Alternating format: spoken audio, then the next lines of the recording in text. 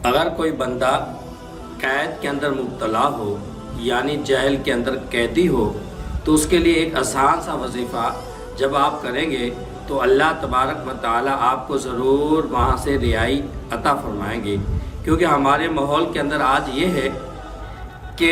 مظلوم کا کوئی بھی ساتھی نہیں،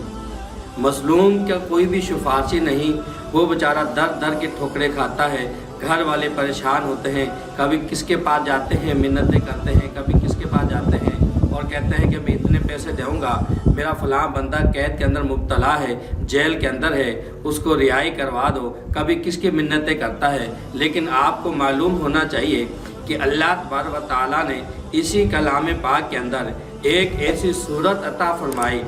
آپ علیہ السلام نے فرمایا اگر کوئی بندہ قید کے اندر مبتلا ہو اور یہ والا وظیفہ کرے، یہ والا عمل کرے تو اللہ تبارک و تعالیٰ ضرور اسے وہاں سے رہائی عطا فرمائیں گے۔ تو میرے بھائیوں، قرآن پاک کے اندر اللہ تبارک و تعالیٰ نے ہر مسئلے کا حل ہمیں بتلایا۔ اب یہ کتنی بڑی پریشانی ہے کہ نہ گھر والوں کو نیند آتی ہے، نہ جو اس پریشانی میں مبتلا ہو نہ اسے نیند آتی ہے، تو یہ آسان سا وظیفہ اگر وہ پڑھا ہوا ہے تو وہ بھی یہ وظیفہ کر سکتا ہے، لیکن اگر وہ پڑھا ہوا نہیں تو گھر والے بھی یہ وظیفہ کر سکتے ہیں۔ لیکن یاد رکھیں کہ پکے یقین کے ساتھ کریں اور خدا سے دعا مانگیں، یعنی چند بندے جمع ہو کر یا چند عورتیں گھر کے اندر جمع ہو کر یہ والا وظیفہ کریں گے تو اللہ تبارک و تعالیٰ ضرور اسے رہائی عطا فرمائیں گے۔ وہ وظیفہ کیا ہے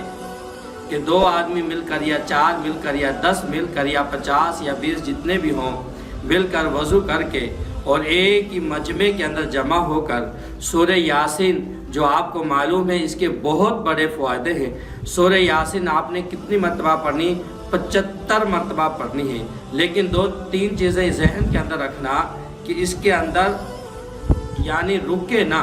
75 مرتبہ پوری پڑھنی ہے اور 75 مرتبہ پڑھنے کے بعد پھر دعا مانگیں کہ یا رب العالمین یہ مقدمہ، یہ پریشانی اور یہ ہمارا ساتھی جیل کے اندر قید ہونا، یا رب العالمین تو اسے رہائی عطا فرما دے۔ جب یہ مجمع والے جمع ہو کر سورہ یاسین کی تلاوت کرنے کے بعد جب خدا سے دعا مانگیں گے تو میرا تو عقیدہ اور ایمان ہے کہ اللہ تبارک و تعالیٰ اسے ضرور رہائی عطا فرمائیں گے۔